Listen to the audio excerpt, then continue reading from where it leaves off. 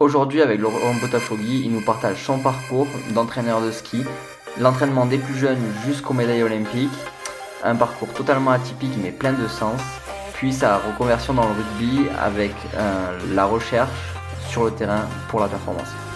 Bienvenue dans le Setup Podcast, le podcast où je vais à la rencontre des entraîneurs et préparateurs physiques du monde de haut niveau pour tenter de répondre à la question comment construire un athlète. Salut Laurent. Salut Gaël.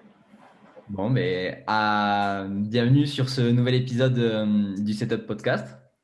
Je suis vraiment content de te recevoir. Je pense que tu vas avoir plein de belles choses à nous raconter. Écoute, on verra. Ouais, tranquille. Ouais. Non, mais là, pour ceux qui seront, qui vont l'écouter en vidéo, Laurent, là, on a un peu l'impression, il est tout gentil. On dirait le parrain comme ça, mais il est tout gentil. Et, il faut pas avoir peur. Mais écoute, si tu pouvais commencer par te présenter. Rapidement, me présenter. Donc j'ai 57 ans. Je suis entraîneur et préparateur physique depuis l'âge de 20 ans. Voilà, j'ai commencé, j'ai ma base dans le ski alpin. Où j'ai fait un petit peu toute la filière. J'ai commencé club, gros club, comité et puis équipe nationale. Voilà, j'ai quand même une base d'entraîneur. J'ai une formation de base, on va dire, au CREPS de Voiron, où j'ai été prof adjoint de PS. Et puis après, bon, j'ai continué à être, on va dire, à me former un petit peu en parallèle de mon job d'entraîneur et de préparateur physique. Donc, j'ai fait différents types de formations, voilà, liées à tout ça. Comme je te disais, j'ai été entraîneur national de ski alpin une vingtaine d'années. J'ai arrêté après les Jeux de Sochi parce que j'étais un petit peu fatigué. Et puis surtout, j'avais fait vraiment le tour de pas mal de choses et je sentais que ça commençait à être un peu redondant. Et puis, bon, parallèlement, de toute façon, à mon job d'entraîneur national de ski, j'ai toujours développé d'autres choses. Je me suis toujours formé, comme je te disais, à plein de choses. Et j'ai développé d'autres choses. Donc, j'étais préparateur physique dans d'autres sports, en voile, sur la Coupe de l'América, en tennis, en boxe, bon, voilà. Et dans ma tête, je m'étais aussi mis comme challenge de ne pas rester dans le ski jusqu'à la fin et de finir vieux coach, comment dire, tu sais, à ressasser le monde du ski au bar et puis de moins en moins performant. Je voulais m'arrêter un peu au bon moment. Je voulais pas me faire virer aussi, parce que ça, c'est aussi une possibilité dans ces systèmes-là. Je voulais partir de mon propre fait. Et donc, mais c'est dur, parce que c'est des systèmes qui sont un peu fermés. Et puis, tu te dis, il faut que je parte, il faut que je change. Mais bon, on est en France dans des systèmes qui sont assez cloisonnés et changer d'activité sportive, parce que bon, c'était changer pour rester dans le sport, pas pour devenir boulanger ou travailler dans l'immobilier, ou tu vois, voilà. C'est assez compliqué. Mais bon, après les Jeux de Sochi, j'ai décidé d'arrêter. J'ai arrêté et puis j'ai pris un poste comité du Dauphiné. Donc c'est un petit comité, c'est mon comité de base, parce que je voulais repartir un peu à la base, parce que je voulais aussi vérifier un truc que je voulais vérifier, qui est de revenir à la base une fois que tu as vécu du haut niveau dans une activité sportive. Et donc, j'ai fait ça pendant 3 ou 4 saisons, je crois. Ça a été super confrontant, parce qu'en fait, alors c'est peut-être aussi lié à mon profil, hein, mais voilà, quand tu redescends de Coupe du Monde avec des jeunes, des minimes, et tu te dis, putain, il faut que ça marche, quoi. Sinon, on va me prendre pour un blaireau, quoi. D'accord. Donc, grosse pression, parce que j'étais pas redescendu, tu vois, on va dire, attendre la retraite. J'étais redescendu pour me challenger. Et puis, J'ai eu sûrement de la réussite et de la chance, même si le hasard n'existe pas, donc on en reparlera. Mais ça a très très bien fonctionné. J'ai fait 3 saisons et demie avec des jeunes. On a tout gagné avec un petit comité. Et je me suis vraiment éclaté avec des gamins. Et ça a été vraiment un super moment. Et puis derrière ça, on ne m'a rien proposé de plus parce que ça reste quand même, tu vois, un cadre institutionnel, un cadre où il y a encore beaucoup d'inertie, où ça ne bouge pas plus que ça, voilà. Et puis de toute manière, dans ma tête, je voulais changer. Donc j'ai eu une opportunité de changer et puis de travailler dans le milieu du rugby. J'ai toujours rêvé de travailler dans le rugby parce que c'est un sport qui m'a toujours fait rêver. En tant que préparateur physique, voilà, parce que je pensais, voilà, c'était un sport de combat, c'est un sport collectif, c'est un sport où il y a une complexité à gérer qui me paraissait très intéressante à y être confronté. Et puis j'ai eu la chance d'avoir une occasion voilà, de commencer à travailler sur la formation au FCG Grenoble, rugby. Donc voilà, je me suis mis en disponibilité. Et puis, j'ai commencé l'aventure au FCG. Et donc, je suis au FCG Grenoble depuis 5 ans maintenant. Maintenant. Je suis à plein temps au FCG. Au départ, j'étais à mi-temps. Et puis, maintenant, je suis à plein temps sur un poste assez transversal où je coordonne de la préparation physique, surtout sur la formation.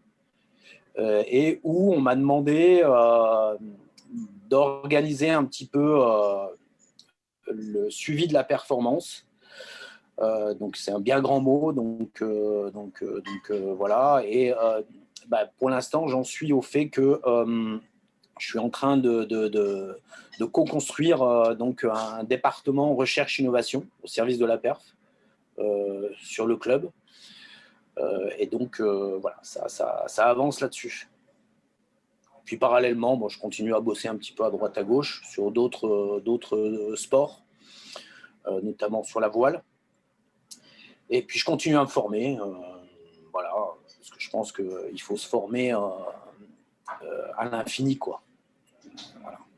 Ouais, c'est ça. Il n'y a jamais assez de formation, mais il faut la mettre en pratique. Faut la mettre en pratique, quoi. Faut la mettre en pratique. Ouais.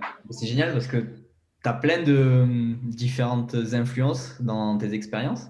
Et je pense que ça va nous donner l'occasion de les approfondir au fil de la discussion.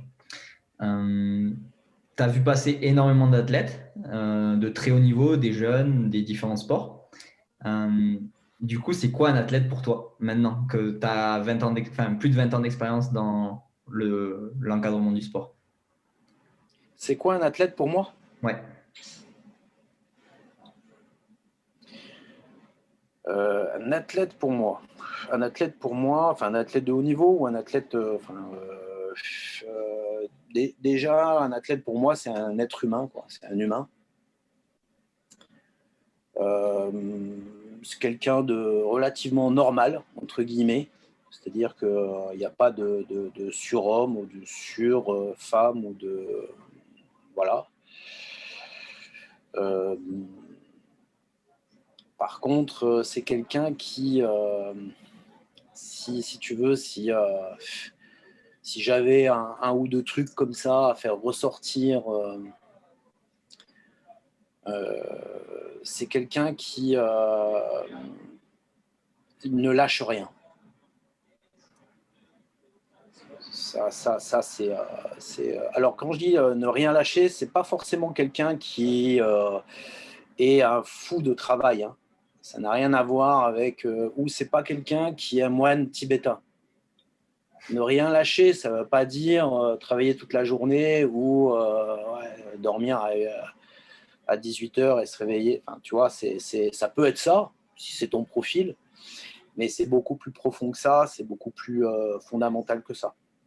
Ne rien lâcher, c'est ne rien lâcher, quoi. C'est toujours croire en soi, même si tout est contre, même s'il y a des blessures, même si l'entourage ne regarde plus, même si les résultats sont pas forcément là, ou même s'ils sont là. C'est quelqu'un qui perd non plus, tu vois, qu'à certaines valeurs, quand même. Il y a certaines valeurs quand même, mais c'est pas des valeurs de moralistes. Hein. On n'est pas dans la morale. Hein. On n'est pas dans le bon élève ou voilà, ou le bien pensant. Hein. On n'est pas dans le bien, dans la pensée, dans la bien. Voilà, on n'est pas là-dessus. On n'est pas dans la morale. Mais voilà, c'est jamais lâcher. Ça c'est très très fort parce que tu vois, tu sais, en tant qu'entraîneur, tu l'as fait aussi toi, hein, on le fait tous. On fait des paris, tu sais. On dit attends, mais attends, là j'ai un jeune là. Alors lui, tu vas voir dans 4 ans. Alors lui, tu vas voir dans 4 ans. Donc là déjà ça, à la base, il est mal barré le gamin, tu vois. Enfin, voilà. Et tu fais des paris.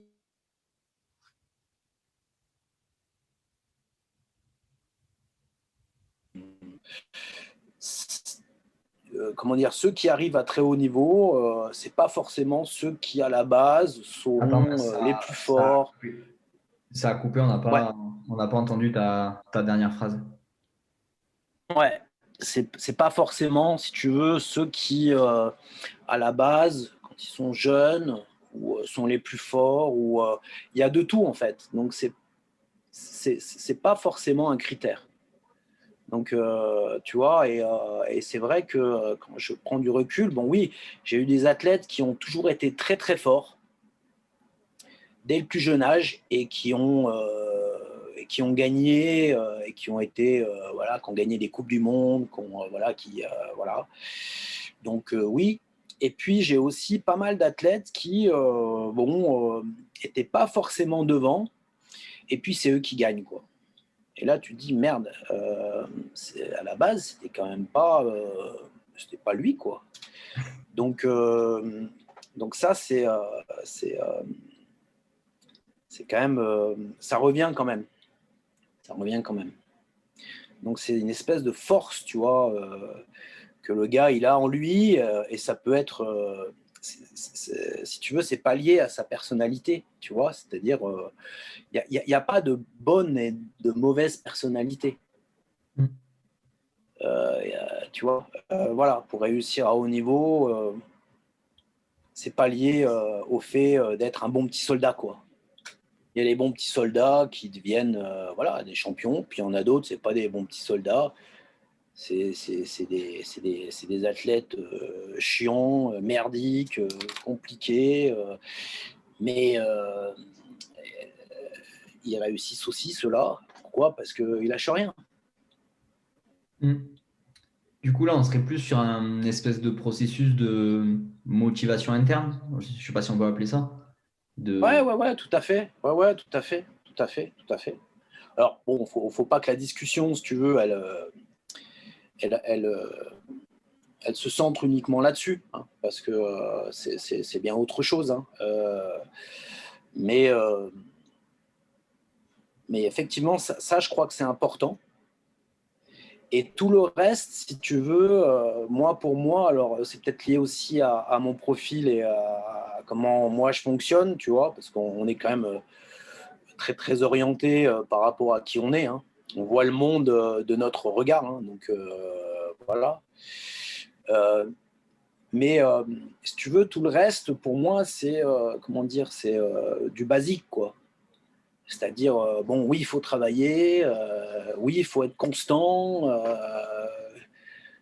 oui, il faut des qualités physiques, oui, bah oui. Moi, je te parle, si tu veux, là, c'est de la base, quoi. Tu vois, c'est sûr que sinon, ça, on discute même pas. On discute même pas.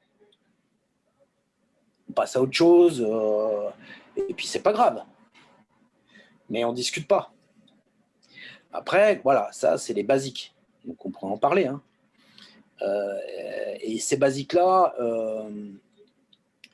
ils sont fondamentaux. Parce que effectivement, si tu veux, moi je ne crois pas du tout au hasard, ça c'est clair. Je pense que les choses elles se construisent. Et j'aime aussi croire, si tu veux, parce que bon, j'ai une philosophie, j'ai des, comment dire, voilà, j'ai des idéaux, quoi. Je défends des idéaux quand même, voilà. Et moi, j'aime à croire que, comment dire, il n'y a pas d'espèce de surhomme ou de sur-truc, ou que ce serait réservé à une espèce de caste qui serait, tu vois, je sais pas moi, qui aurait quelque chose en plus, qui serait je ne sais où dans le, tu vois, moi souvent, tu vois, quand je discutais avec les jeunes athlètes que j'avais là, après tout ce que j'ai pu faire à haut niveau, tu vois, j'avais des bonnes discussions avec ces jeunes gamins. Et je leur disais, mais et il tombe rien du ciel. À part la pluie, il n'y a rien qui tombe du ciel. Donc ça, il faut quand même que vous le mettiez dans la tête. Ouais, éventuellement de la neige. Et il y a vraiment tout un système de croyances, si tu veux, autour de ça, tu vois, qui ferait que, bah non, moi, j'y ai pas droit. Bah lui, il y a droit. Bah lui, il est meilleur que moi, mais c'est parce que c'est parce que il est meilleur. Mais bon, voilà, c'est une espèce de halo comme ça qui serait une espèce de fée qui arrive avec non, non, non, non. Et ça, moi, ça, j'en suis sûr. Enfin, j'en suis sûr. J'en suis sûr dans ce que j'ai vécu. Parce que j'ai effectivement accompagné, parce que tu accompagnes juste quand tu entraînes. Voilà, c'est l'athlète qui construit le truc, toi tu t'essayes d'accompagner. Et j'ai accompagné des athlètes, je veux te dire, putain, à la base, c'était pas gagné, quoi. Tu vois, alors, je vais pas donner de nom, hein, mais à la base, c'était quand même pas gagné. Là, tu te dis, putain, merde, il gagne une Coupe du Monde. Putain, là, tu te dis, putain, merde, il fait régulièrement dans les 10. Et là, tu te dis, mais alors là, donc, il n'y a pas de. Et tu vois, et tu regardes comment il a mis en place son truc, et tu vois. Et là, tu te dis, bon, bah, ok. Et donc, moi, j'aime à croire, si tu veux, alors ça reste une croyance, mais j'aime à croire et j'essaye de défendre, si tu veux, le fait que, voilà, en bossant, en croyant en ce qu'on fait, en travaillant correctement, bon, ben, c'est faisable, quoi. Ouais. Et qu'il n'y a pas. Alors, après, dans le sport, cette phrase-là, elle n'existe pas, tu vois, mais dans l'éducation, ça existe. Et il y a des gens qui disent il n'y a pas d'enfant idiot. Et quand tu es prof, ça doit être ta base de travail. Ouais. Sinon tu n'as pas à être prof. Sinon, il faut que tu ailles faire autre chose. Tu ne peux pas être enseignant. Et tu ne peux pas être entraîneur parce que entraîner, c'est quelque part, enfin, pour moi, c'est aussi enseigner, quoi. Tu vois, tu es dans le domaine de l'apprentissage, tu es dans le domaine. Voilà. C'est la base. Pour moi. Après, ça ne veut pas dire que si tu n'as pas cette base-là, tu ne peux pas réussir dans le sport de haut niveau. Il y a plein d'entraîneurs qui ne sont pas du tout là-dessus, tu vois, qui me disent non, mais Lolo, tu rêves, qu'est-ce que tu racontes avec ta philo à 2 balles, on n'a rien à faire, tu es à côté de la plaque. Voilà, moi, je ne pars pas là-dessus et regarde les résultats que j'ai. Ben oui, non, mais ce n'est pas un problème de résultat. Ça dépend de la stratégie que tu as, ça dépend, voilà, vers quoi tu. Bien sûr. Mais moi, ma philosophie, c'est ça. Ouais.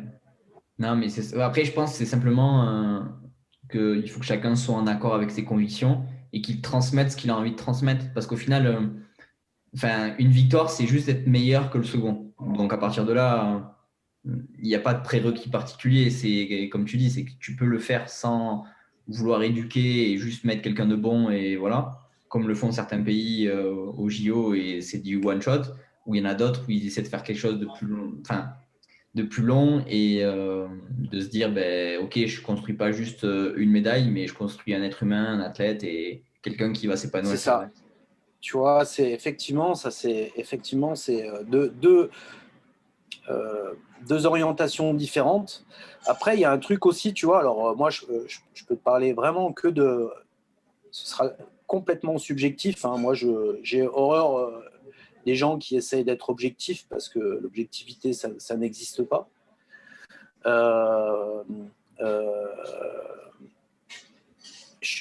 J'ai vécu aussi un truc important et je pense que, en fait, ce qui est important, c'est de donner un cadre et de se tenir à un cadre. Il vaut mieux avoir un cadre simple, tu vois, mais auquel tu ne déroges pas, plutôt que avoir un cadre un peu complexe avec plein de choses intéressantes, plein de trucs, plein de machins, plein de très très grands intervenants qui font des choses super, avec des moyens, avec ceci et cela, tu vois. Bon, moi, je pense que le cadre, c'est vachement important.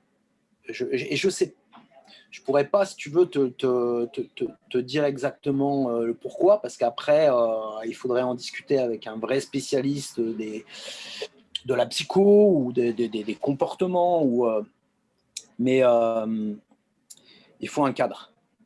Il faut un cadre. Ça, moi, c'est ce que j'ai vécu. Et les entraîneurs avec qui j'ai travaillé avec des entraîneurs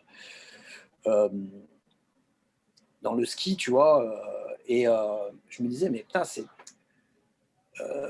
pourquoi à un moment donné on a eu ces résultats-là, quoi, tu vois, parce qu'on n'a rien fait on n'a rien fait non plus d'extraordinaire, ou il y aurait eu des choses, si tu veux. Alors moi, je suis un espèce de perfectionniste, tu vois, et je suis pas quelqu'un qui a une confiance fondamentale, tu vois, en lui, comme ça, là. Donc, je suis toujours à essayer de chercher, à essayer de trouver un truc mieux, à toujours remettre en question, voilà. Donc, en permanence, tu vois, donc je me disais, putain, mais là, on n'est pas assez bon là-dessus, là, et on pourrait être mieux, là, il faudrait travailler sur ceci, sur cela, sur la nutrition, sur l'analyse technique, sur nini, sur nia, bon, ok. Et puis, bon, tu t'aperçois quand même que tu as des résultats et tu dis, merde, mais comment ça se fait qu'à un moment donné, on a eu ces résultats-là, tu vois. Et il y a deux choses, si tu veux, qui reviennent. C'est d'abord un cadre, c'est-à-dire j'ai eu la chance de travailler avec à cette période-là avec un coach qui tenait le cadre et qui avait un vrai cadre, et ça c'est important. Et en fait, les athlètes s'auto-organisent et s'auto-construisent à l'intérieur de ce truc-là, et tu n'as plus qu'à suivre, tu vois. Voilà. Parce qu'il n'y a pas de fuite, il n'y a pas de. Voilà. Et puis la deuxième chose, c'est quand même, tu sais, sur tout ce qui est émotion, perception, action, sur voilà, comment un individu se construit. Les aspects émotionnels, c'est quand même super important, quoi. Et c'est vrai que souvent, tu sais, les entraîneurs, les grands entraîneurs, enfin, les entraîneurs. Bon, pour moi, un grand entraîneur, tu sais, c'est un entraîneur où quand, partout où il va, il se passe un truc. Et là, tu te dis merde, ce mec-là, je l'aime ou je l'aime pas, j'en sais rien. Ça, c'est pas un problème, si tu veux. Il y en a. Mais tu te dis putain, merde. Quand même, il change de club, ceci, cela, il se passe un truc. Donc, c'est que il y a quelque chose. Et souvent, si tu veux, voilà, c'est des gens qui sur le plan, on va dire, de la gestion, comment dire, mentale, et qui travaillent sur le relationnel. C'est des gens qui sont pas que forts techniquement. Ouais, c'est ça. Après, si tu veux, bon, pour moi, bon, après, je sais pas, ça part peut-être un peu dans tous les sens, hein, j'en sais rien. Mais après, si tu veux, c'est comme je te disais tout à l'heure, moi, pour moi, un entraîneur, si tu veux, il doit maîtriser son activité. C'est un basique, quoi. Mais c'est pas ça qui va faire la différence. Un entraîneur qui ne maîtrise pas son activité, mais quand je dis maîtriser, c'est maîtriser, quoi. C'est pas uniquement des discussions de comptoir le soir à 3 grammes.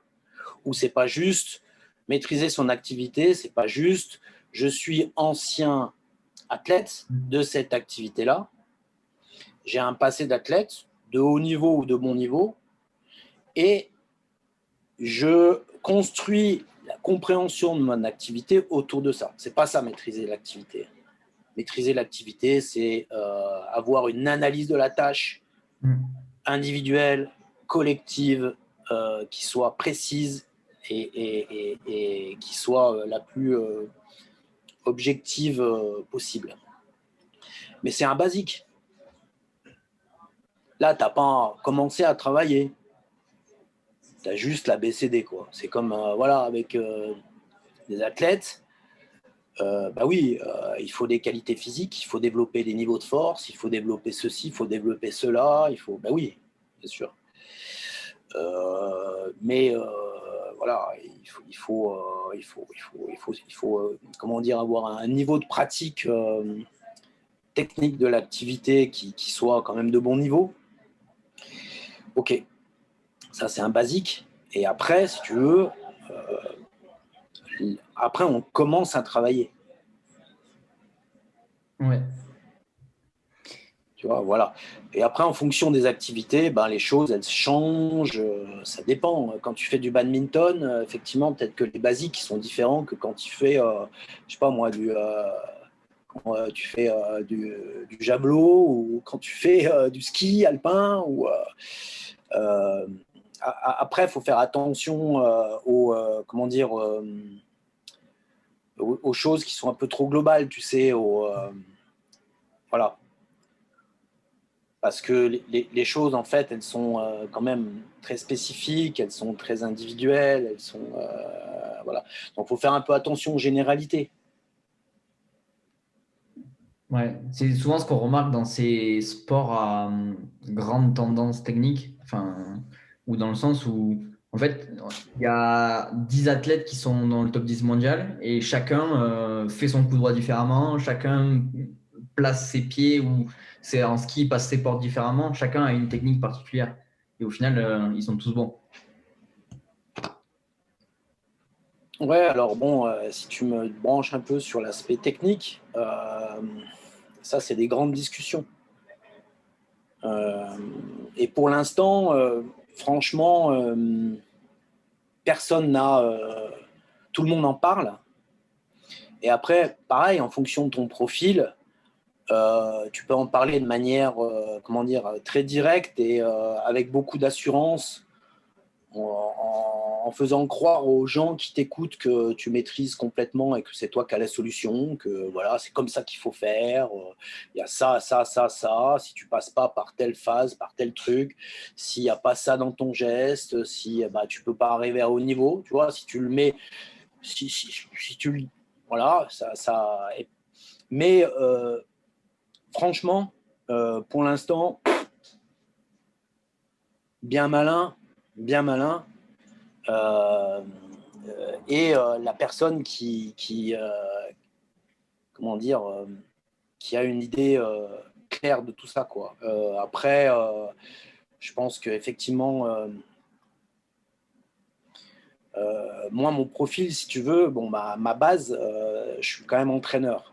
Et puis, très rapidement, je me suis mis à la préparation physique. Très, très rapidement. Pourquoi ? Parce que j'ai très vite compris que je pouvais pas, enfin moi, je me disais, mais tu vois, j'étais jeune, hein, j'avais 20 berges, je me disais, mais je peux pas déléguer, enfin, je suis entraîneur de ski, j'étais, tu vois, qui est une activité qui est, on va dire, assez complexe quand même, tu vois, et puis où on se prend quand même pas mal la tête sur le plan technique, voilà. Donc, et je me disais, mais je peux pas lâcher la préparation physique parce que moi, je veux que la préparation physique, elle soit au service de l'activité. Donc, il faut que je m'y intéresse. Il faut que je m'y intéresse. Je peux pas dire non, non, mais moi, je suis entraîneur. Il y a les serviettes et les torchons. Moi, je suis serviette. Les torchons, ils sont à côté. Et puis, alors moi, c'était pas possible. Donc, je me suis mis à la préparation physique et puis voilà, j'ai appris petit à petit et puis je me suis formé et puis voilà. Et alors, pourquoi je te parle de ça? Parce que si tu veux, l'analyse technique, c'est quand même très lié. Il y a effectivement peut-être des fondamentaux. Alors, il y a certaines personnes, si tu veux, sur l'analyse du mouvement, qui nomment ces fondamentaux des attracteurs. Donc, oui, peut-être, sûrement. Après,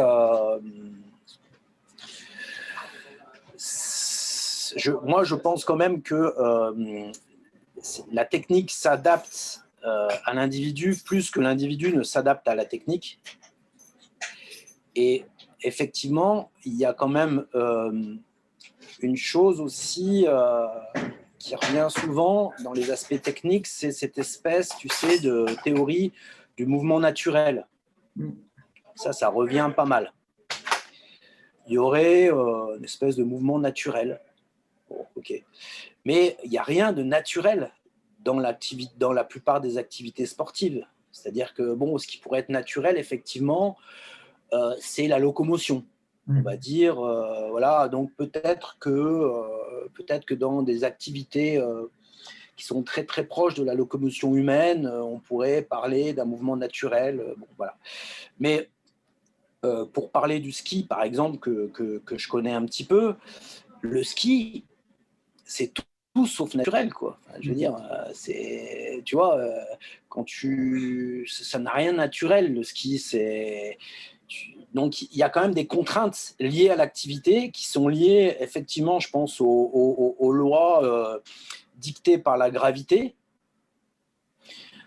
Donc effectivement, ces lois-là et ces attracteurs-là ou ces fondamentaux-là, il faut arriver à les dénicher.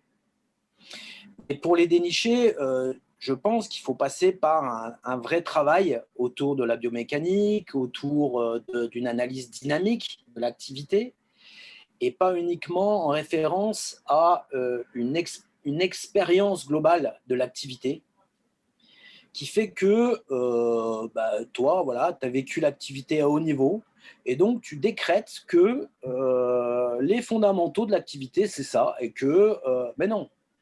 Enfin, franchement, non. Tu as une chance sur... Enfin, tu as beaucoup de chances de te planter. Par contre, oui, il y a des impondérables, enfin, il y a quand même des choses qui sont dictées par l'activité et qu'il faut essayer d'aller isoler, qu'il faut essayer d'aller mettre en avant, si tu veux. Ces choses-là, elles doivent être très très simples parce que comment dire, un fondamental, ça doit être simple parce que c'est fondamental, donc tout ce qui est fondamental est simple et c'est un fondamental, c'est-à-dire que ça doit être présent dans la motricité de tout être humain qui pratique l'activité. Donc c'est en dehors comment dire, d'une adaptation au contexte, d'une adaptation au système d'analyse de la situation de l'individu, qui là est complètement inter-individuel, tu vois, voilà. Donc on doit être sur des basiques, sur des choses simples. Et on peut peut-être s'appuyer sur ces choses-là. Et après, la technique, c'est très, très lié au contexte, quoi.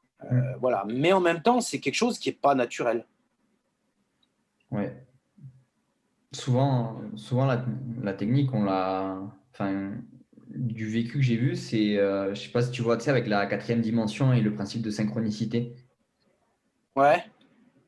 Au final, je sais Vas-y, dis. pas, souvent on parle de technique, c'est simplement quelqu'un qui aura une bonne ou une mauvaise technique, c'est juste quelqu'un qui arrive à synchroniser les bons mouvements au bon moment avec les bonnes Bien forces, sûr. qui fait que c'est… Bah, si tu veux, sur le plan technique, tu as effectivement un pan, à mon avis, un petit peu bioméca, qui est lié aux lois de la gravité, qu'il faut mettre en relation avec les lois de l'activité que tu pratiques. Donc ça, c'est un pan. Et après, si tu veux, souvent, alors déjà, ce pan-là, il y a certains entraîneurs qui rentrent un petit peu dedans. Mais déjà, tu rentres dans un groupe restreint et tu as des entraîneurs qui ne veulent pas rentrer dedans, qui sont que dans une analyse très subjective de l'activité liée à leur vécu, liée à je ne sais quoi, enfin liée à leur vécu, quoi. En fait, bon, voilà. Mais ça, tu es vraiment sur une toute petite partie de l'activité et de ce que tu peux donner comme explication sur c'est quoi la technique. La technique, et il y a très peu de gens, par contre, ça qui travaillent là-dessus, c'est d'abord du timing. Donc, on travaille très, très peu sur tout ce qui est rythme, sur tout ce qui est les grandes coordinations. Tu vois, les coordinations croisées, les coordinations molatérales, les coordinations haut bas, les coordinations sur la verticale, sur l'horizontale, sur voilà, il y a très très peu de choses qui sont travaillées là-dessus. Et en fait, c'est vraiment là-dessus qu'il faut travailler. Et on est souvent, quand on parle de technique, on est souvent accroché à l'image gestuelle, c'est-à-dire qu'on commente un geste et on donne un avis sur ce geste-là. Il aurait fallu le faire comme ci, il aurait fallu le faire comme ça, c'est tout. Et souvent, les repères sont liés à la gestuelle du moment pratiquée à haut niveau. C'est souvent la base. Et moi, j'ai fait des erreurs incroyables, tu vois, parce que des erreurs, j'en ai faites, mais et c'est pour ça que je peux en parler tranquillement, si tu veux, tu vois, parce que c'est le Graal, la technique, quand tu es entraîneur, en plus en ski, si tu veux, bon, voilà, c'est le Graal. Donc effectivement, je me rappelle une anecdote à la con, tu vois. J'étais entraîneur aux Deux Alpes, donc ça fait quand même quelques temps. Et puis, c'était l'époque où il y avait cette équipe de Norvégiens là, qui pétait tout. Et donc, il y avait un Norvégien qui s'appelait Furuset, qui skiait les deux pieds, mais il skiait les deux pieds écartés, mais écartés, on aurait dit ma grand-mère, quoi, tu vois, c'était vraiment un écart de pied de dingue. Et donc, putain, si tu veux, c'était un des seuls à skier quand même comme ça, et voilà, et il était super efficace, bon voilà. Et donc, on avait monté un espèce de raisonnement autour de ça, en disant, bah voilà, il skie comme ça, et donc c'est pour ça qu'il va plus vite, parce qu'il a... donc, bon, après, je vais te passer les raisonnements, un peu bioméca, un peu ceci, un peu cela, et donc, d'une image globale, tu en fais un système, si tu veux, de critères, et tu en fais un modèle. Et comme en plus c'est lui qui gagnait, et ben, tu te dis, bon, bah, c'est le modèle, puisque c'est lui qui gagne, donc on va skier, on va faire les mêmes gestes que lui. Et je me rappelle, j'étais entraîneur donc, aux Deux Alpes, et j'ai essayé de faire skier mes jeunes, avec des écarts de pied de dingue, en leur expliquant A plus B que c'était mieux, qu'il y avait plus de glissement, qu'il y avait plus ceci, qu'il y avait plus que les transferts se faisaient mieux, que patati patata. Bon, je m'étais bien sûr construit mon truc. Et puis, bon, des années passent, tu vois, puis les choses évoluent. Bon, après, on est passé sur d'autres trucs. Et puis un jour, je fais une finale, je me rappelle, c'était en Norvège, et puis on est invité, je crois que c'était son anniversaire ou une soirée, je sais pas quoi, et puis il invite les entraîneurs, les coureurs, tout ça, tu vois, et puis, mais il avait arrêté. Et puis, je le vois, et je ne l'avais jamais vu, si tu veux. Je l'avais jamais vu. Je l'avais vu qu'à la télé, si tu veux. Je ne l'avais jamais vu. Et je le vois, et putain, c'était un espèce de grand mec, super mal foutu, Furuseth, je ne sais pas si tu l'as déjà, avec des grands bras, machin, tu vois. Et il avait les 2 jambes hyper arquées, tu vois, tu vois. Et il marchait comme ça, les 2 jambes hyper arquées. Je me suis dit, putain, mais voilà, c'est pour ça qu'il est comme ça, ce con. Et ouais, en fait, c'était juste la meilleure stratégie qu'il avait trouvée pour ce qui est. Et ouais. Et si tu veux, ça avait été, pour moi, si tu veux, ça avait été un flash, quoi. Je m'étais dit, putain, mais arrête de regarder le haut niveau comme tu le regardes. Ça ne veut pas dire qu'il ne faut pas regarder le haut niveau. Bien sûr qu'il faut regarder le haut niveau. Mais arrête de le regarder avec ce regard-là. Tu vas toujours te planter. Et tu vas mettre tes athlètes dans des trucs où ils vont se coincer. Tu vas les coincer. Et il y a une chance sur 10 pour que ça aille à un de tes mecs. Et puis, après, les athlètes, si tu veux, les meilleurs, si tu veux, ils sont plus intelligents. Tu sais, tu me parlais aussi d'un truc, là. Il y a un truc aussi qui me revient. Un athlète de très haut niveau, c'est un athlète qui a la tête dure, quand même. C'est-à-dire qu'il est plus fort que le système. Plus fort que le système. Voilà. Et pour changer quelque chose dans qui il est, ça se passe pas comme ça, quoi. C'est pas, tu vois, c'est pas parce que tu vas lui raconter la messe et que tu vas bien lui raconter qu'il va changer le business. Ça se passe pas comme ça. Et souvent, c'est un petit peu ça, tu vois, ce dont je te disais là. J'ai du mal à exprimer avec les bons mots cette espèce d'état d'esprit que j'ai retrouvé, tu vois. Et c'est vrai, c'est souvent les athlètes de très haut niveau, alors ils sont pas contre le système, hein, c'est pas du tout ça, hein. Attention, hein. Mais voilà, ils prennent pas tout ce qu'on leur donne, et quelquefois ils vont chercher un peu ailleurs, et voilà, ils ont voilà, c'est je sais pas si tu vois ce que je veux dire, quoi. Ouais, complètement. C'est un peu comme ouais.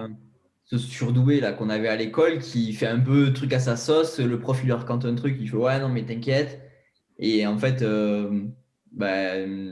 il s'en sort très bien. Il s'en sort très bien. Et voilà, après, bon, je sais pas si c'est une bonne comparaison avec le système scolaire tel qu'il est construit, mais c'est un peu cette image. Ouais, alors si tu veux, c'est pas si simple que ça. Tu vois, c'est-à-dire que souvent, tu vois, dans ce que tu me dis là, tu ramènes à une généralité. Et en fait, c'est pour ça que j'ai du mal souvent à discuter de tout ça, parce qu'après, on fait des raccourcis et les choses sont fausses, si tu veux. Et ça ne veut pas dire, si tu veux, que... parce que j'ai eu aussi ce cas-là, parce qu'après, si tu veux, les athlètes, comme les entraîneurs, hein, mais les athlètes aussi, ils ont leur rôle dans le business, hein, ils font des raccourcis. C'est-à-dire que tu trouves des athlètes qui jouent un petit peu à ça, en disant bah non, il faut que je sois, faut que j'ai mes convictions, donc tu as des athlètes qui font les malins, quoi, tu vois, c'est-à-dire ils sont jamais d'accord, tu leur dis ils font B, histoire de, et là ils se plantent. Tu vois, ils se plantent. Et c'est pas le surdoué qui, dès que tu dis de faire un truc, il te dit l'inverse.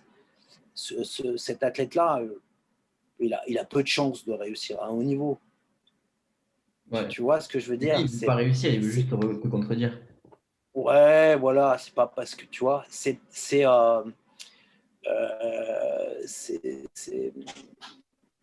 plus fin que ça, si tu veux, c'est plus fin que ça. Et si tu es en accord avec l'athlète, souvent, moi, les athlètes de très haut niveau que j'ai pu accompagner ou à qui j'ai pu être à côté, si tu veux, c'était quand même souvent, globalement, tu vois, des crèmes, quoi. C'est-à-dire que soit ils te disent que tu es à côté de la plaque, ils te le font sentir, et bon, voilà, tu vois. soit c'est quand même des gens qui sont adaptables, qui sont prêts à toujours se renouveler, aller chercher plus haut, plus fort, et qui sont actifs, quoi, tu vois, tu vois ce que je veux dire, qui sont, comment dire, tu sais, volontaires, tu Ouais, vois, bah, qui c'est sont, ça. quand tu dis tiens, on va faire ça, et ouais, tu vois, qui sont, voilà, qui sont positifs, qui ont envie, qui ont envie de mordre, quoi, qui ont envie d'aller de l'avant, quoi, pas toujours revendicateur, syndicaliste, machin bidule. Non, c'est pas du tout ça. Et quand je dis, tu vois, voilà, souvent les athlètes de très haut niveau, ils ont, c'est pas des bénis oui-oui dans le sens où, tu vois, en fait, ils sont, c'est peut-être ça, tu vois, c'est des gens qui arrivent à bien se connaître, Mm. qui arrivent à bien se connaître. Et bien se connaître, c'est savoir tes qualités et aussi tes défauts. Bien se connaître, hein. C'est ça. Et d'être assez à l'aise avec ça, et donc, tu vois, pas vouloir peut-être devenir quelqu'un d'autre, ou voilà, ou devenir l'image de l'autre, ou rentrer dans là où ta structure, ou ta fédé, ou veut te mettre, bah, parce que c'est comme ça, il n'y a pas de jugement, c'est juste, c'est comme ça que ça se passe, tu vois, voilà. Arriver à garder ce petit recul pour Ouais. pas lâcher, si tu veux, tes fondamentaux, quoi, tu vois, un truc un peu comme ça, peut-être, tu vois, voilà. Mm. Ouais, réussir Et à être. puis, c'est vrai que l'athlète de haut niveau, c'est aussi quelqu'un, souvent, tu sais, l'entourage est super important. Parce que le contexte, si tu veux, tu fais qui tu es aussi, quoi. Tu te construis par rapport bon, à comment tu te mets en mouvement, donc ça, c'est clair.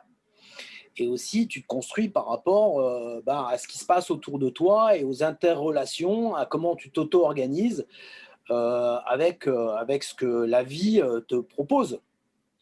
Et donc, souvent, autour des athlètes de très haut niveau, il y a des contextes. Il y a des contextes. Mm. Ouais. Non, mais c'est. Il y a des contextes spéciaux, il y a, tu vois, et pareil, attention, il n'y a pas de règles, hein. Ça ne veut pas dire que il faut. Il n'y a pas de règles. Un contexte, ça peut être 4 blessures de suite. Euh, tu vois, enfin, ça peut être ça.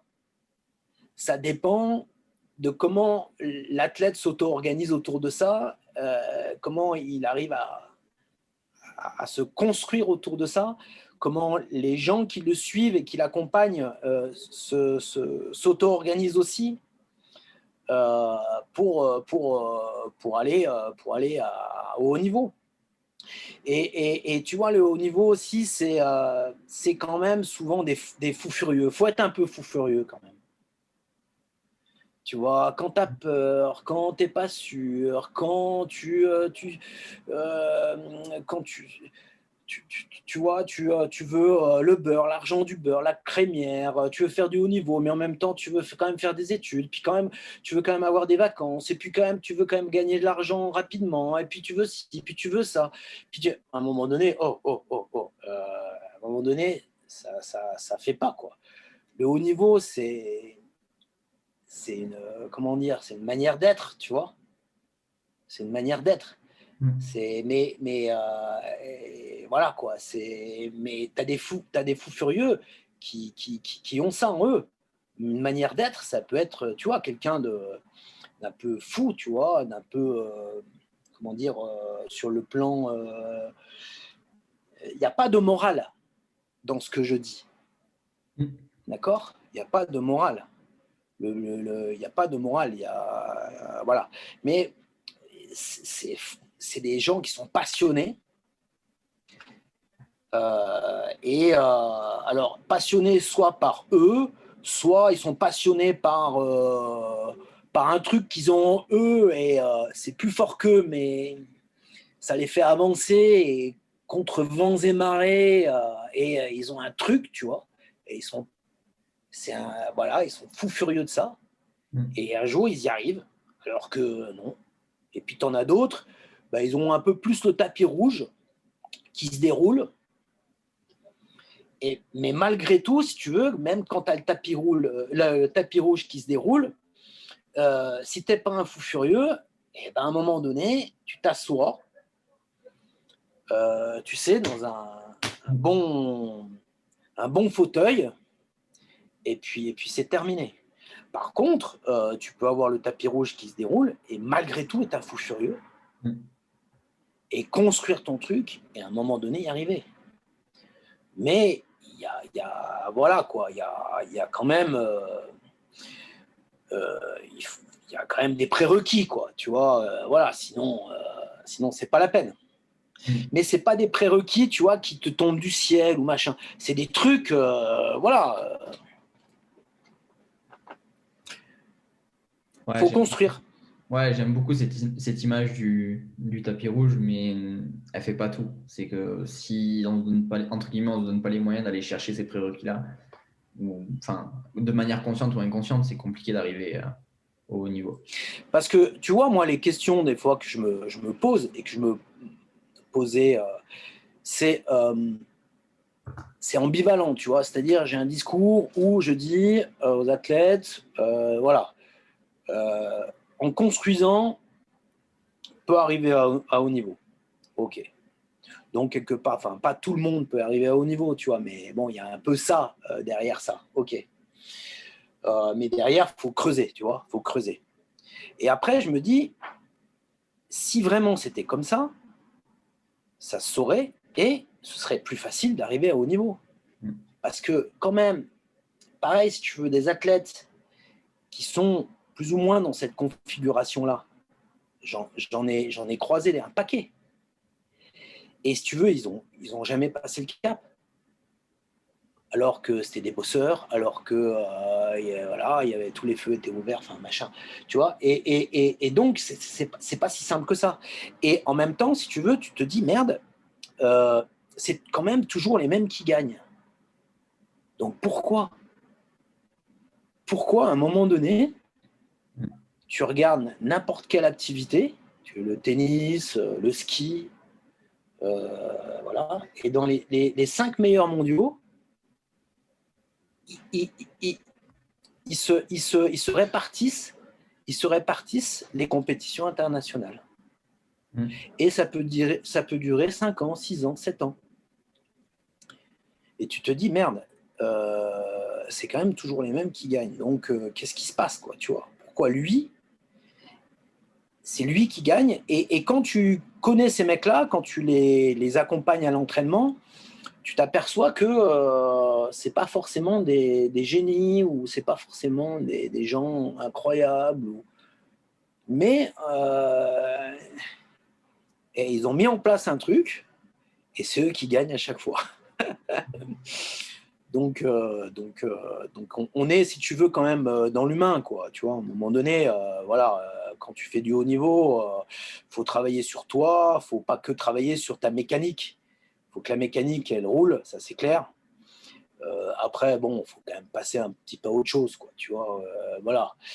Et puis, le haut niveau, c'est des concessions, c'est des choix, donc ça ne passe que par un engagement, une passion, tu vois. Et donc, il faut faire des choix, il faut prendre des décisions, et tu peux pas tout faire, tu peux pas avoir le beurre, l'argent du beurre et la crémière, c'est pas possible. Sinon, non, parce qu'il y en a très peu qui gagnent en fait. Tu vois, il y en a très très peu qui gagnent. Et à la base, tu vois, il y a un paquet d'athlètes qui a du potentiel, qui a toutes les qualités pour, qui a le discours, qui ont la structure, qui ont la structure d'entraînement, qui ont ceci, qui ont cela. Il y en a un paquet, Et puis, ben, tu n'en as que 3 qui gagnent. Et en plus, c'est con, ils donnent des miettes aux autres et ils gagnent toutes les courses. Donc, c'est qu'il y a quand même un truc, quoi. Ouais. Et justement, là, dans les... Et le truc, c'est les fondamentaux. Ouais. Je pense que c'est des choses simples. Tu vois, c'est vraiment des fondamentaux. Mais c'est des fondamentaux quand même un peu interindividuels, tu vois. On n'est pas sur de la morale. On est sur des fondamentaux qui sont liés à qui tu es. Ouais, c'est drôle parce que Donc, ce matin, c'est ça. je lisais un article justement sur le minimalisme et la simplicité, avec un peu influencé par les philosophes ésotériques et tout ça. Et en fait, c'était exactement ça qu'il disait. C'est qu'il disait un prix Nobel, il va te dire que c'est simple, mais si c'était simple, tout le monde aurait des prix Nobel. Donc, c'est pas non plus si simple que ça. Et enfin, c'était intéressant. Alors là, si tu veux, bon, c'est une discussion qui est très axée, on va dire, recherche personnelle ou personnalité. Enfin, voilà. Après, comme je te disais, les bases, il faut les avoir et il faut travailler,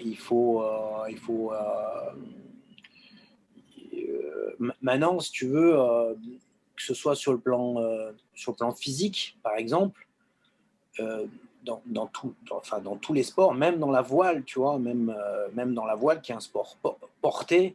Alors moi, j'ai jamais travaillé sur des bateaux, tu sais, course au large, individuel, tout ça. Moi, j'ai plutôt travaillé sur des bateaux en équipage ou type Coupe de l'América ou tout ça là, ce type de bateau-là.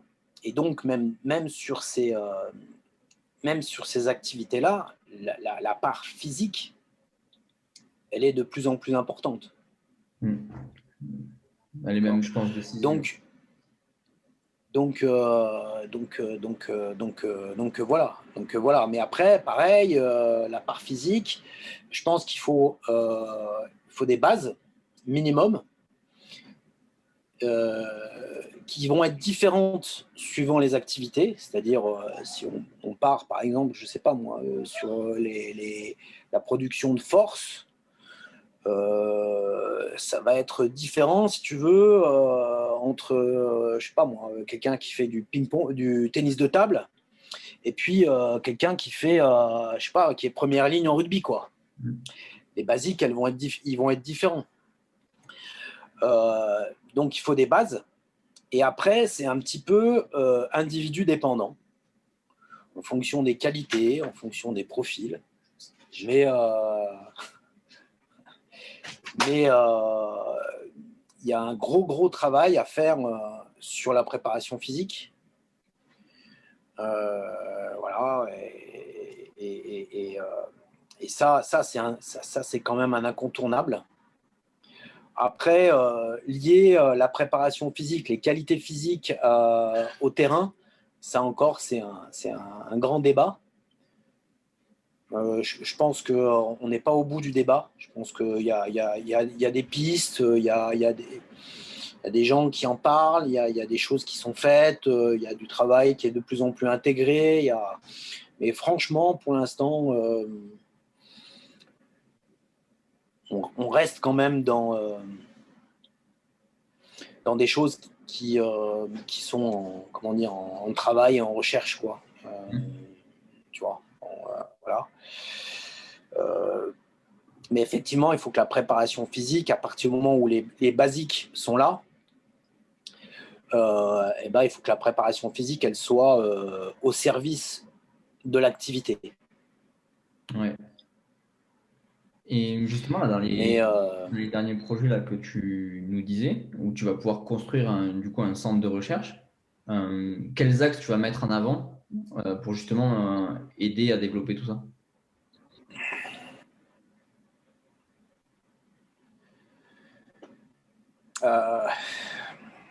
Alors, il faut arriver humblement, si tu veux, à objectiver un petit peu ce qui se passe, avoir une analyse de la tâche.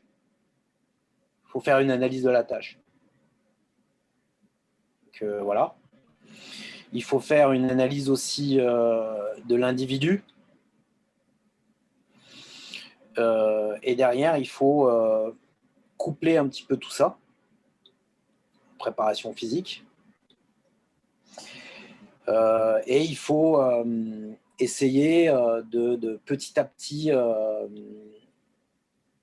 utiliser aussi les outils technologiques actuels. Il ne faut pas hésiter, je pense. Moi, je suis un entraîneur, un préparateur physique ancienne génération. Donc, je crois au terrain, je crois beaucoup à l'action, directe sur le terrain. Et je fais très très attention à tout ce qui est, on va dire, comment on pourrait dire ça, transformation de la préparation physique en termes de data, en termes de tableaux, en termes de graphes, en termes de... Donc, OK, ça c'est clair. Mais justement, humblement, sur le département là, qu'on essaie de co-construire ici, moi, mon objectif, c'est d'amener l'analyse de la tâche sur le terrain et à l'entraînement. Pour pouvoir, alors déjà, avoir du feedback, avoir beaucoup plus de feedback que ce qui se passe actuellement. Et puis arriver à faire des liens entre ce qui se passe en préparation physique, donc le développement des qualités physiques, et les liens ou pas entre ce que tu développes en préparation physique et ce qui se passe in situ sur le terrain. Voilà. Donc ça va passer par quand même, il faut arriver à mesurer un petit peu les choses.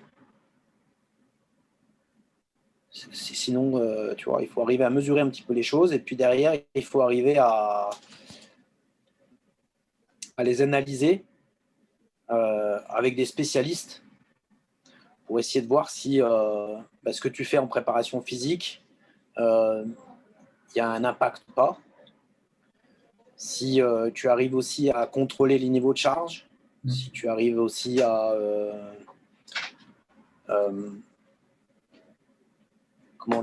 à mettre un petit peu des cuts entre, tu vois, une chose simple, c'est jusqu'à quand, par exemple, le développement d'une qualité physique de force max des membres inf, par exemple, jusqu'à quand ça va être efficace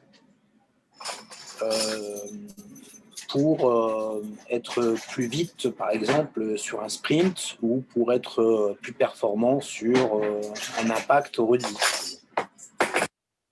Ouais. Tu vois, ouais. Jusqu'à quand? Est-ce que, je sais pas moi, première ligne, est-ce que il faut qu'il squatte jusqu'à quand il faut qu'il squatte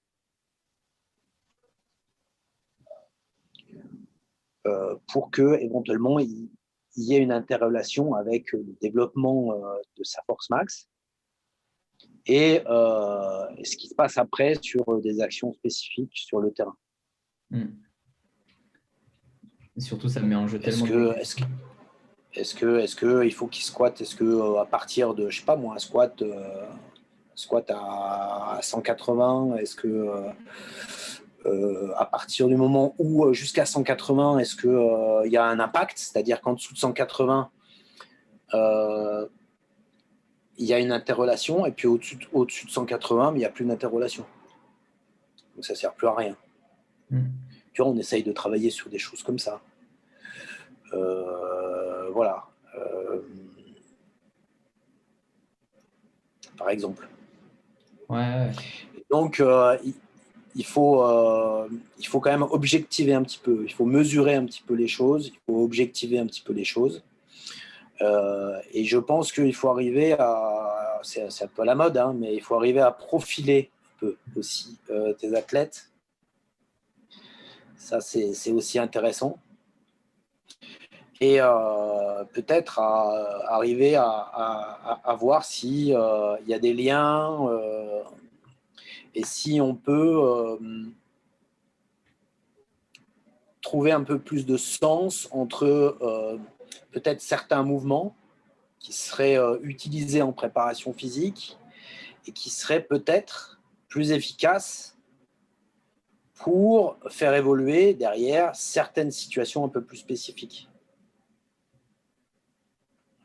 Donc pour ça, eh ben, voilà, nous on essaye d'objectiver, donc il faut mesurer. Il faut mesurer, donc on essaye de mesurer ce qui se passe à l'entraînement. Ça permet aussi d'avoir des feedbacks. Ça permet aussi de mieux réguler la charge d'entraînement.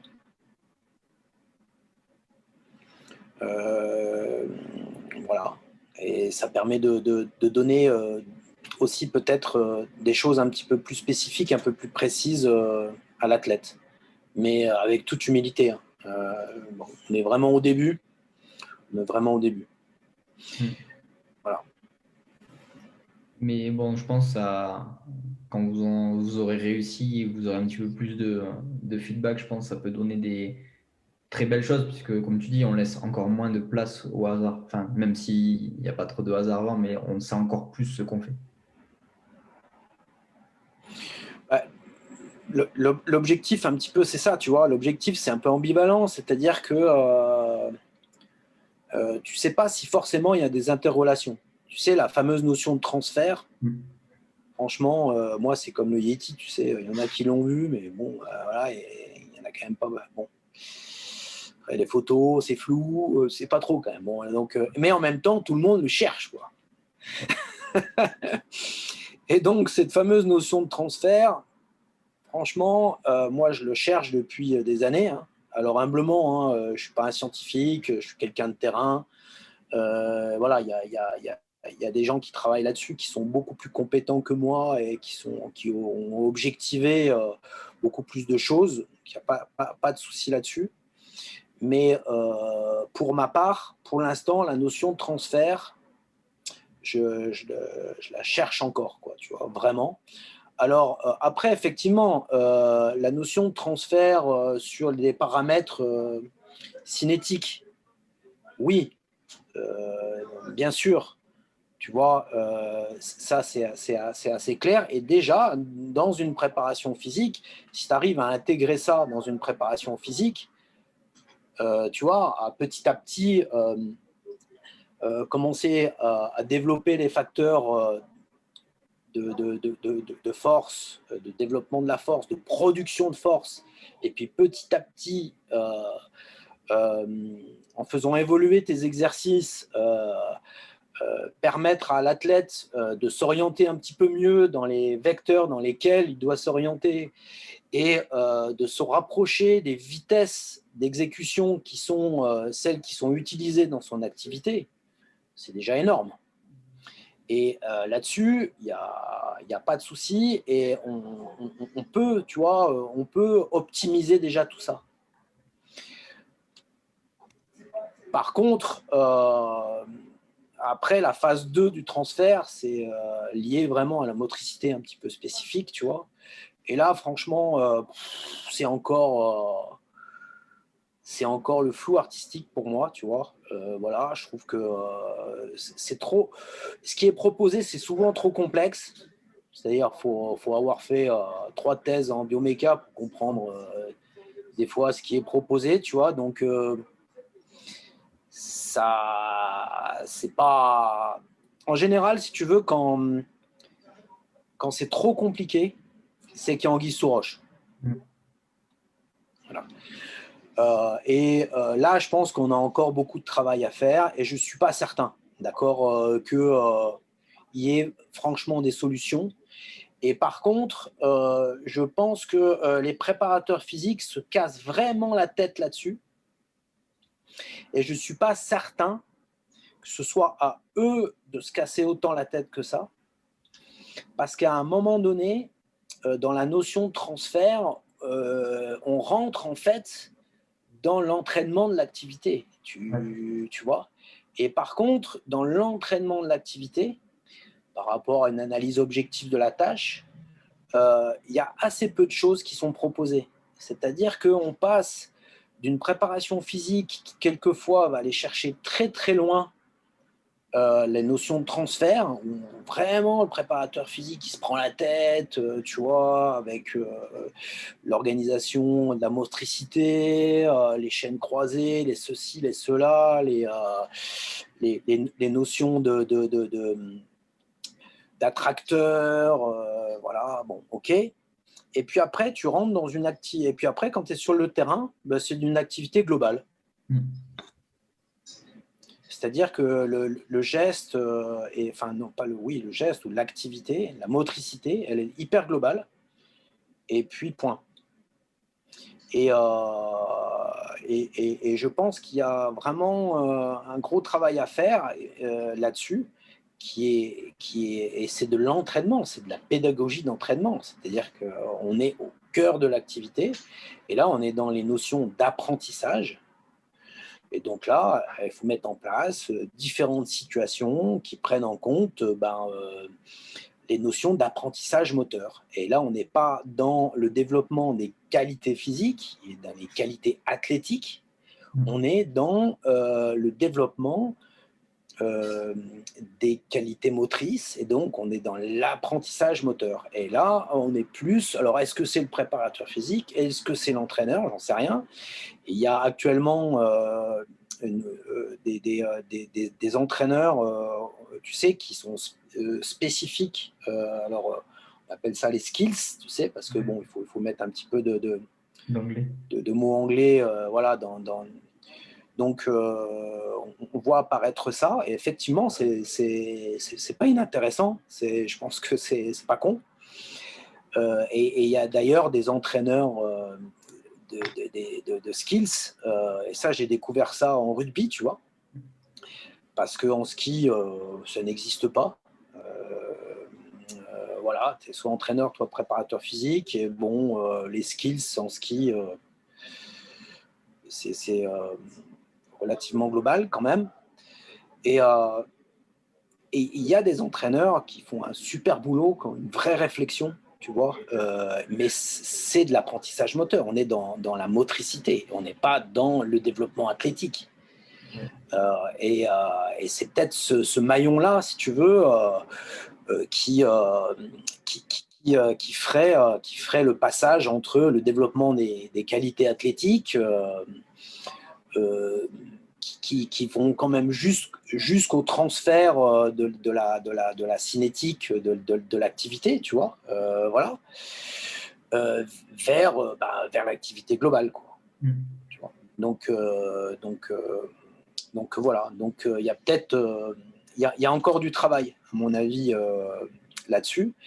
Et j'ai la chance, si tu veux, ici, tu vois, aussi de m'entourer. Alors, c'est moi qui crée un peu mon équipe, tu vois, de m'entourer de jeunes préparateurs physiques qui sont en pleine bourre, tu vois, et qui sont meilleurs que moi, enfin, moi, je suis un vieux, qui ont des cerveaux qui vont beaucoup plus vite. Et donc, je les engage à mettre en place des travaux de doctorat. Donc, j'ai deux doctorants, je vais en avoir 3. Donc, voilà. Alors, pareil, ça me met un peu en difficulté parce que, franchement, moi, je ne suis pas scientifique. Mais en même temps, c'est super intéressant, et ça amène vraiment des choses. Ça amène vraiment des choses supplémentaires un petit peu à tout ça, tu vois. Voilà. Ouais.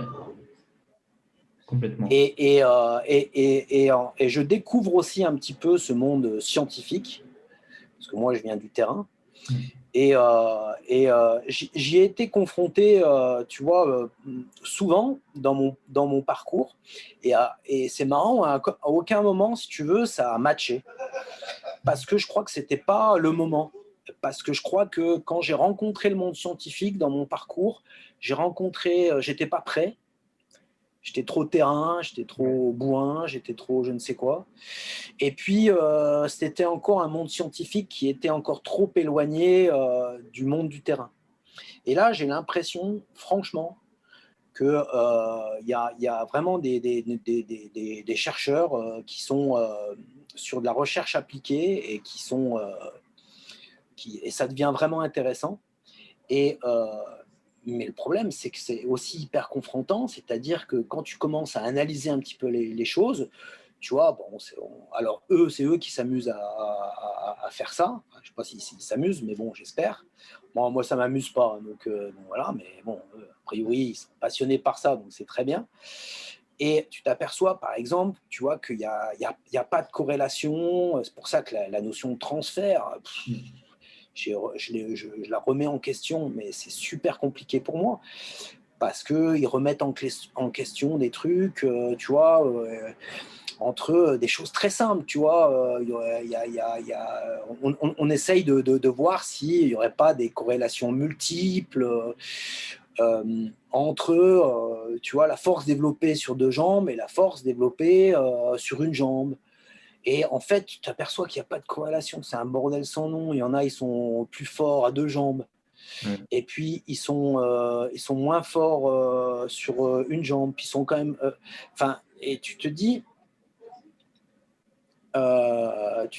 putain, là, c'est un petit peu compliqué tout ça. Donc,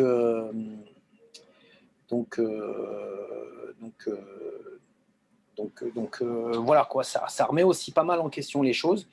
Et il y a, y a, y a moi, j'en suis, si tu veux, dans l'idée que en fait, il y a assez peu de transferts. Et que donc, c'est pas parce que tu fais un truc que derrière, ce que tu vas faire après va être optimisé. C'est super compliqué. On commence à voir certaines choses, et il y a des études qui commencent à montrer, si tu veux, certaines choses, mais c'est des lignes, c'est des, tu vois, et ça commence à avancer un petit peu. Mais franchement, pour l'instant, ça reste très, très simple. Et sinon, c'est vraiment des, comment dire, c'est plutôt des opinions. Je fais ça et derrière, ça va améliorer ça. Ah ouais, mais tu l'as vérifié? Non. Mais tu vois que ça ressemble un peu. Le mec, il se penche un peu plus. Mais donc, ça va. En fait, quand tu mesures, non. Ouais. Donc, bon, c'est pas forcément la voie la plus simple, tu vois. Mais l'objectif, c'est d'avancer un petit peu là-dessus. Et voilà.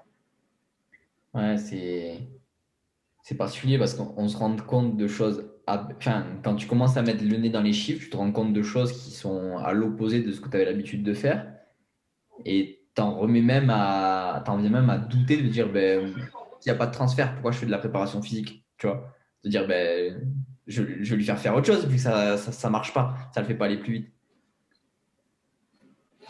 Ouais, alors effectivement, ça peut être un questionnement. Mais après, si tu veux, tu as quand même, comment dire, tu as quand même des niveaux qu'il faut valider. Tu vois? Et en fait, j'ai l'impression que l'objectif, c'est pas forcément de trouver des transferts partout, quoi. Parce que je crois qu'il y en a assez peu. Mais par contre, c'est d'arriver à valider peut-être des niveaux qui font que tu peux basculer après de l'un à l'autre. Voilà. Tu vois? Ça, et ça te permet peut-être aussi d'éviter d'aller peut-être trop loin sur certaines choses en disant mais là il faut que j'aille encore plus loin sur ce mouvement là, il n'est pas assez fort, il n'est pas assez fort. Bon, et pourquoi tu dis qu'il n'est pas assez fort? Parce qu'il n'est pas assez fort. Ah bon, d'accord, bon, et en fait non, alors tout est relatif, hein. Ça dépend vraiment, c'est individu dépendant. Ça dépend quand même un petit peu du profil de l'individu. Donc, voilà. Et c'est aussi contexte et discipline dépendant. Tu vois, c'est-à-dire peut-être que, j'en sais rien, le niveau en squat, le niveau de base en squat, il va être différent entre une première ligne et puis un 3/4, entre un pongiste et puis un nageur, quoi. Tu vois ce que je veux dire? Mais en même temps, ça peut être bien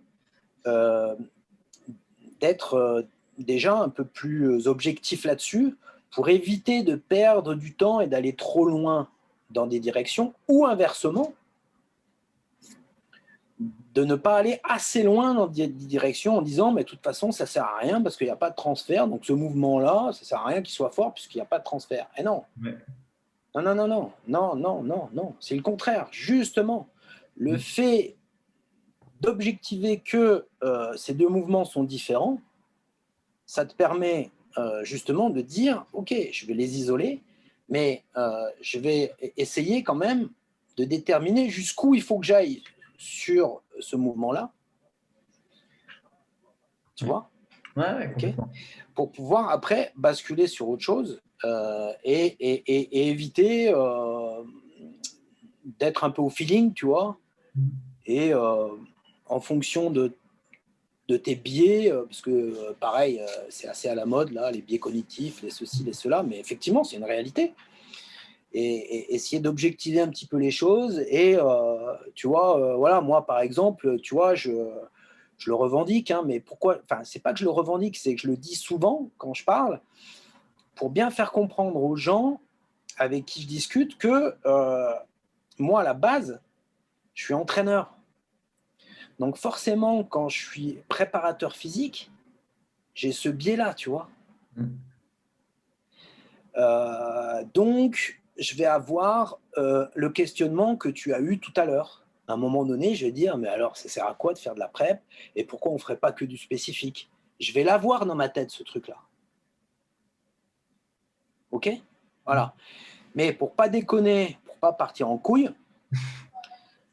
j'essaye d'objectiver les choses. Tu vois? Et inversement, un préparateur physique, je sais pas moi, qui est issu, je sais pas moi, de la préparation physique, ou qui est issu, je sais pas moi, de discipline, donc de force athlétique ou je ne sais quoi, Ouais. il va avoir l'inverse.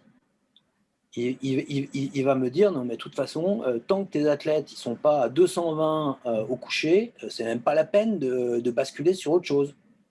Tu vois, voilà. Et je dis bon, donc on fait, alors, donc tu vois, Ouais. donc qui a raison? Personne n'a raison en fait. Non, c'est un Tu vois, juste milieu interdépendant d'athlètes. c'est interdépendant et pour ça, eh ben, il faut objectiver et si tu veux, il faut revenir quand même à des basiques.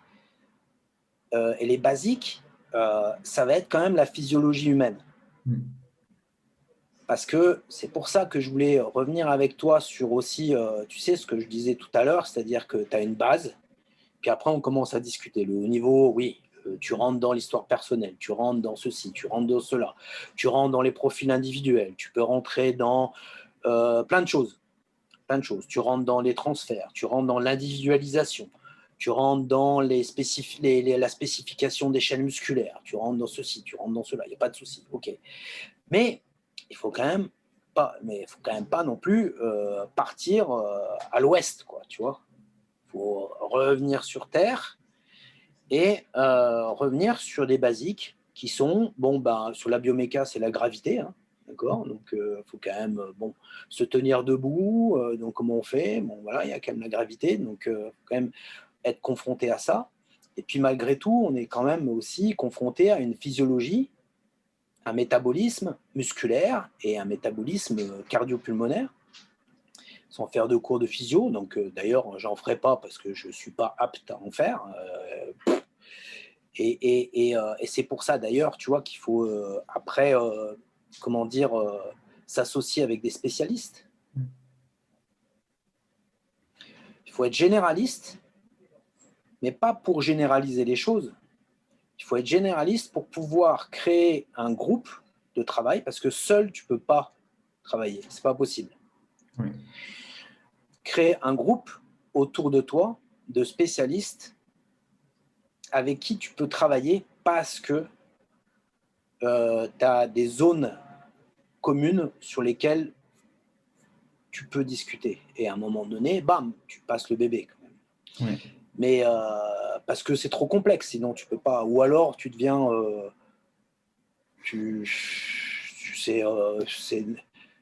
enfin, ça va pas quoi. Tu vois, c'est pas possible.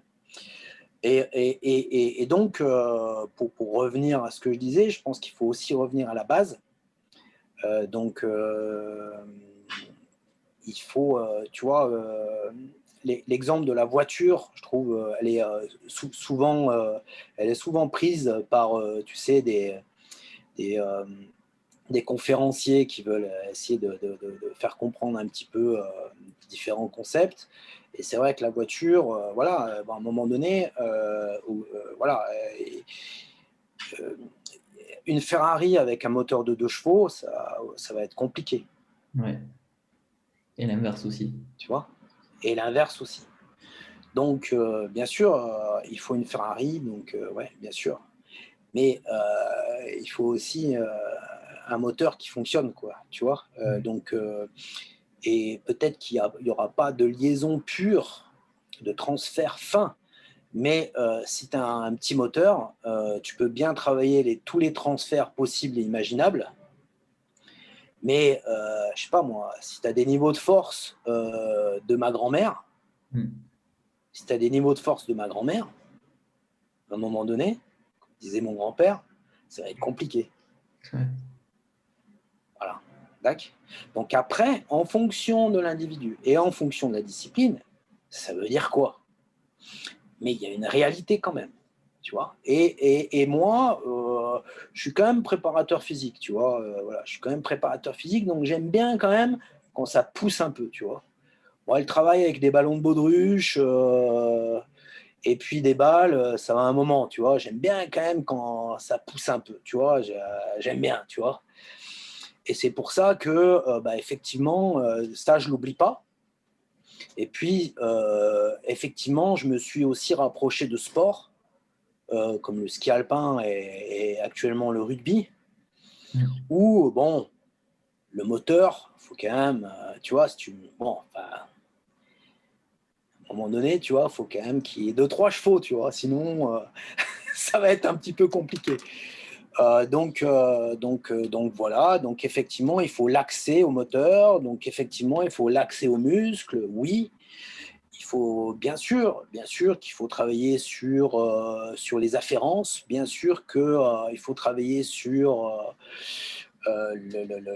la capacité du système nerveux central à récupérer les informations les plus vite possible et les plus objectives possibles pour pouvoir les envoyer au système musculaire et au système cardio-pulmonaire. Oui, bien sûr, mais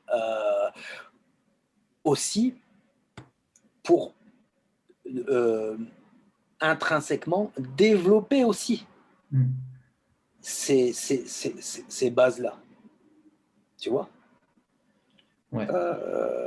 Donc, je me pose, et c'est en objectivant, si tu veux, c'est en objectivant ce qu'on fait en muscu, ce qu'on fait en prep physique, que petit à petit, j'ai aussi enlevé de mon esprit ces questionnements, tu vois, ouais, est-ce que la muscu, ça sert à grand-chose? Parce qu'effectivement, oui, bien sûr que c'est pas le mec qui va soulever, qui va squatter le plus lourd qui sera le meilleur sur le terrain. C'est pas le skieur qui squatte le plus lourd qui sera le plus vite en géant.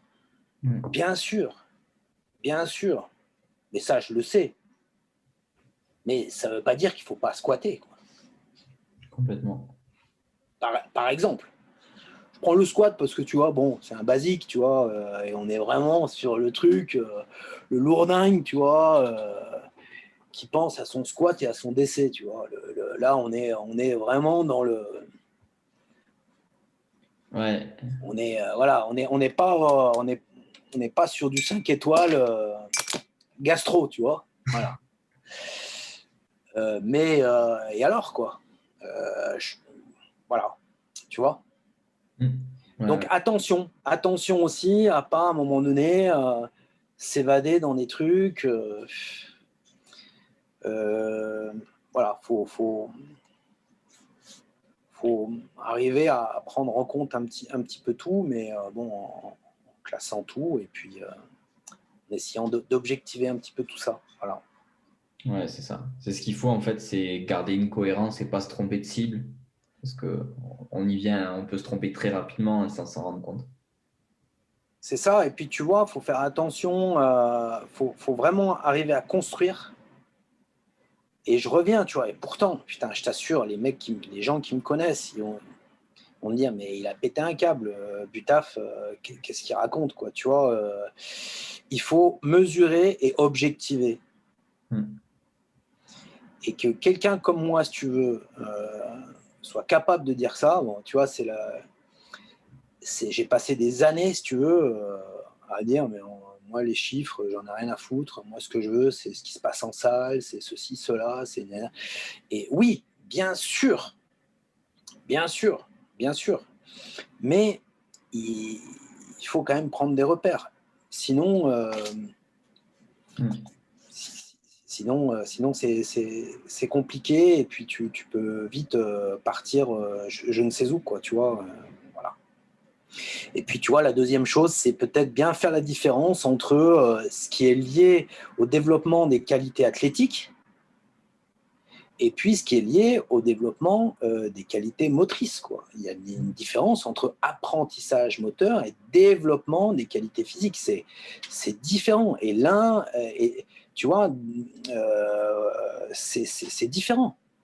Et des fois, j'ai l'impression, si tu veux, que on amalgame un petit peu les deux. Pourquoi ? Parce que effectivement, c'est lié. Ouais. Et effectivement, c'est lié. Donc ça, c'est sûr. Tu vois, tu regardes tous les gens qui parlent de tout ça, ils parlent de la même chose. Avec un axe différent, avec un regard différent, mais ils parlent de la même chose. Ils parlent de la même chose. Tout le monde a compris que, putain, merde, le corps et esprit, c'est lié, le mouvement, le cognitif avec le physique, c'est lié, bah oui, bien sûr. Donc ça y est. Alors qu'avant, tu vois, tu étais pris pour un gars qui faisait du développement personnel. Donc bon, ça, ok, d'accord. Mais bon, maintenant, une fois qu'on a ça entre les mains, voilà, comment on fait, quoi, tu vois ? Ouais, comment on fait ? Et bon, on a encore du boulot. On a encore du boulot, tu vois. On a encore du boulot. Ouais. Et il faut faire attention à ne pas amalgamer, à ne pas se perdre, à pas... voilà. Complètement. Ouais, de toute façon, il n'y a jamais rien qui est acquis et il faut toujours continuer à essayer de mieux comprendre ce qu'on fait et ce qui nous arrive. C'est pour ça, ouais, tout à fait. Du coup, si tu avais 3 conseils à donner à un athlète là, qui nous écoute, qu'est-ce que tu aurais à lui dire ? Trois choses à dire à un athlète.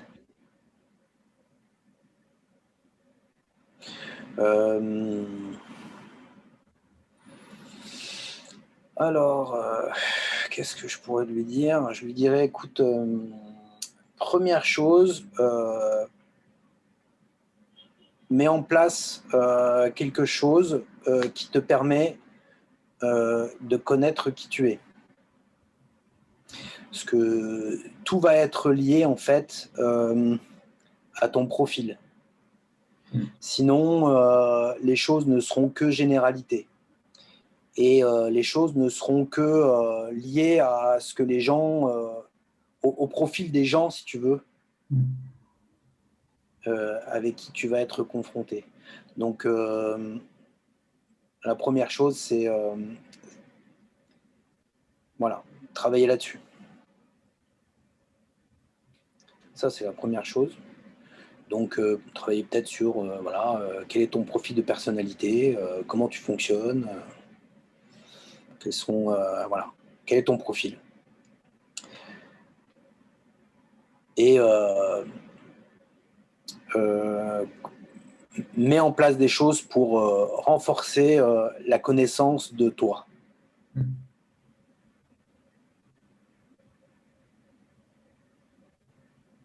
Parce que c'est la base. Voilà. Après, la deuxième chose, ce serait... qu'est-ce que ce serait ?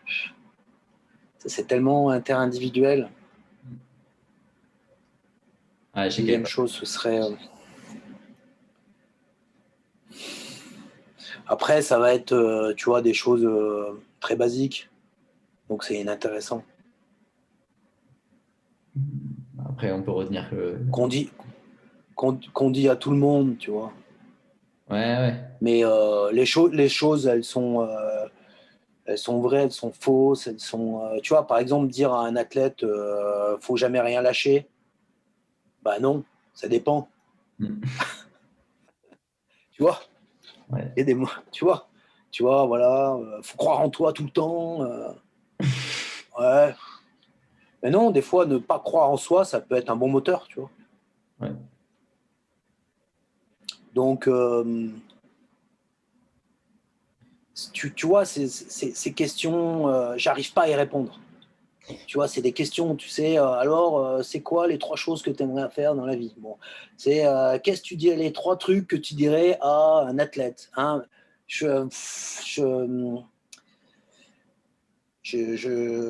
À part dire des choses, tu vois, très basiques, ne crois que en ce que tu fais, tu vois, des trucs comme ça, bah non, ça dépend. Parce qu'il y a des moments, si tu crois qu'en ce que tu fais, et que tu te plantes dans dans tes idées, quoi, et ben t'es mal, quoi. Tu y arriveras pas, quoi, tu vois. Mais en même temps, faut croire en tes idées. Mais faut pas être con non plus. Donc ça dépend, Ouais. Ouais, en fait, tu vois. Après, je pense qu'il y a peut-être un truc, tu vois, c'est on réussit pas seul. Mm. Croire qu'on réussit seul, c'est faux, à mon avis. Par contre, croire qu'on réussit par soi-même, oui, mais réussir, tu vois, réussir par soi-même, ça ne veut pas dire qu'il faut s'isoler. Mm. Ça, tu vois, c'est peut-être un truc. C'est peut-être un truc. Je pense que on réussit pas tout seul. Mm. On réussit par soi, mais pas tout seul. Parce que tout seul, on n'a pas tous les éléments. Donc, il faut bien s'entourer. Ouais. Ça, c'est peut-être un truc intéressant à dire à un athlète, tu vois.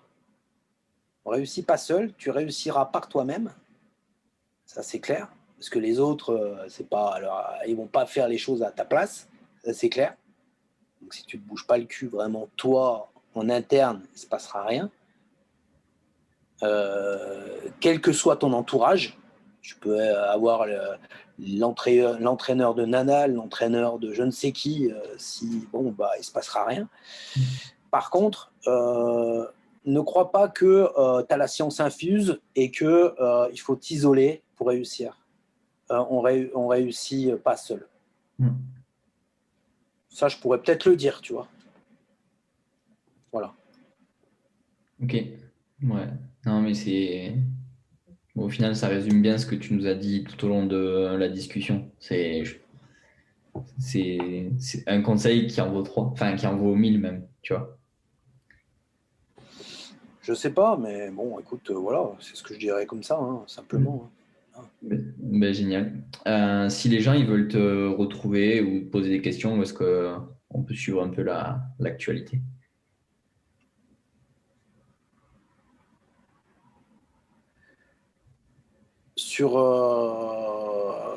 Alors, bah, je suis sur les réseaux sociaux. Alors, je ne les utilise absolument pas.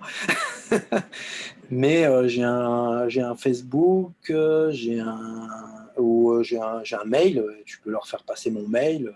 J'ai un mail. Hmm. Voilà, ils peuvent me contacter par mail. Il n'y a aucun souci. Et puis, voilà. Ok. Bon, mais nickel. Ben écoute, merci beaucoup pour cet échange. Vraiment Écoute, c'est très, moi. très, très intéressant. Bah, Et écoute, on reste en contact. ça. Et du coup, On reste en contact. bah, du coup, ouais, on se retrouve bah, pour un nouvel épisode, un nouvel invité la semaine suivante. Ok, bah écoute, merci à toi de m'avoir écouté, de m'avoir posé ces questions et puis juste d'avoir pensé à moi. Bah, je te dis, pour moi, tu avais toute ta place dans le podcast, donc bah, merci à toi d'avoir accepté. Écoute, c'est sympa, c'est sympa. En tout cas, c'était un bon moment. Bon, super. Je sais pas si c'était très, très intéressant ou voilà, mais en tout cas, c'était un bon moment. Voilà.